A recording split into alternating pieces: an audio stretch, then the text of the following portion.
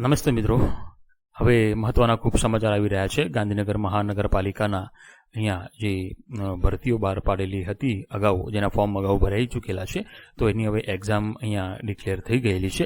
તો હવે ચૂંટણી આવે છે એના પહેલા ગુજરાત ગવર્મેન્ટ હવે ધમપછાડા કરી રહી છે એવું કહીશું તો ચાલશે. ઓકે, તો હવે અહીંયા જોઈશું આખી નોટિફિકેશન. તો ગુજરાત સરકાર શ્રીના આરોગ્ય અને પરિવાર કલ્યાણ વિભાગ દ્વારા શહેરી આરોગ્ય સેવાનું માળખું સુવ્યવસ્થિત કરવા માટે ગાંધીનગર મહાનગરપાલિકા ખાતે ગુજરાત અર્બન હેલ્થ પ્રોજેક્ટ, ધ્યાન આપો, આ જે પ્રોજેક્ટ હતો એની ચર્ચા છે અહીંયા. અંતર્ગતની જગ્યાઓ પર તદ્દન હંગામી ધોરણે ગુજરાત સરકાર શ્રીની 100% ગ્રાન્ટ આધારિત વર્ગ 2 અને વર્ગ 3ની જગ્યાઓ કેટેગરી વાઇઝ ભરવા માટે ઉમેદવારો પાસેથી ઓનલાઈન અરજી પત્રકો તારીખ 21/10/2023, ધ્યાન આપો, આ લોકોના ફોર્મ છે એ 21/10/2023 સ્ટાર્ટ થયેલા હતા અને 5/11 સુધી એ ફોર્મ ભરાયા હતા. ઓકે, એવી અહીંયા ચર્ચા કરવામાં આવેલી છે. અહીંયા કહે છે આગળ, સદરહુ સંવર્ગોની સ્પર્ધાત્મક પરીક્ષાઓની સંભવિત તારીખ નીચે કોષ્ટકમાં દર્શાવ્યા મુજબ રહેશે, જેની નોંધ લેવા સર્વ ઉમેદવારોને વિનંતી છે. તો આપણે હવે કોષ્ટક જોઈ લઈશું. તો હવે અહીંયા 5 જે વેકેન્સીઓ જે હતી એની અહીંયા જે એક્ઝામ ડેટ અને એનો સમય અહીંયા ડિક્લેર થઈ ગયેલો છે. તો એમાં પ્રથમ છે મલ્ટીપર્પઝ હેલ્થ વર્કર અને ફાર્માસિસ્ટની તારીખ સેમ છે અને એ આ બંનેના અહીંયા એક્ઝામનો ટાઈમ ટેબલ અહીંયા આપેલો છે. ઓકે, એના પછી છે હેલ્થ ઓફિસર, 24 તારીખના એની એક્ઝામ છે અને એનો ટાઈમ ટેબલ અહીંયા આપેલો છે. એના પછી ફિમેલ હેલ્થ વર્કર અને લેબોરેટરી ટેકનિશિયન્સની બંનેની તારીખ સેમ છે અને એ લોકો બંનેના અહીંયા ટાઈમ ટેબલ આપેલા છે. ઓકે, તો એક્ઝામ ટાઈમ તમે અહીંયા જોઈ શકો છો. અને બીજી માહિતી પણ આપેલી છે કે હવે અગાઉના જે કોલ લેટરો છે એ ડાઉનલોડ કરવા માટે આપણે ઓજસ વેબસાઇટ ઉપર જઈશું, અથવા તો વધુ માહિતી મેળવવા માટે ગાંધીનગર મ્યુનિસિપલ કોર્પોરેશનની વેબસાઇટ આપણે મુલાકાત લેતા રહેવાનું છે.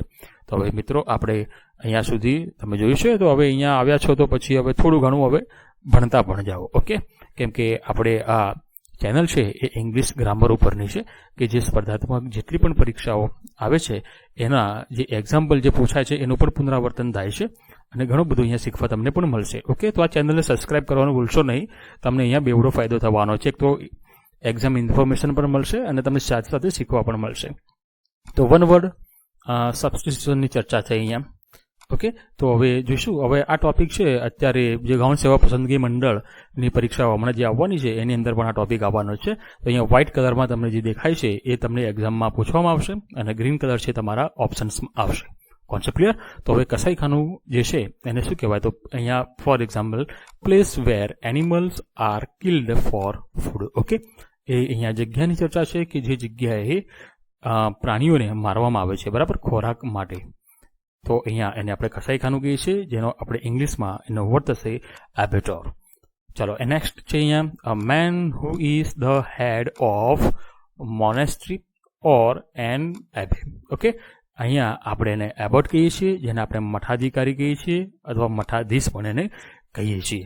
એના પછી છે a shortened form of a word or fresh.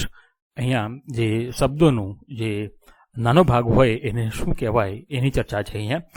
ફ્રેશને preposition મેં મારા લેક્ચરમાં ખૂબ એની ચર્ચા પણ કરેલી છે. તો અહીંયા આપણે એને એબ્રિવિએશન્સ કહીશું, જેને આપણે સંક્ષિપ્ત કહીએ છીએ. ઓકે, જેને આપણે સંક્ષિપ્તીકરણ પણ કહેતા હોઈએ છીએ. એના પછી છે number 4, to formally give up.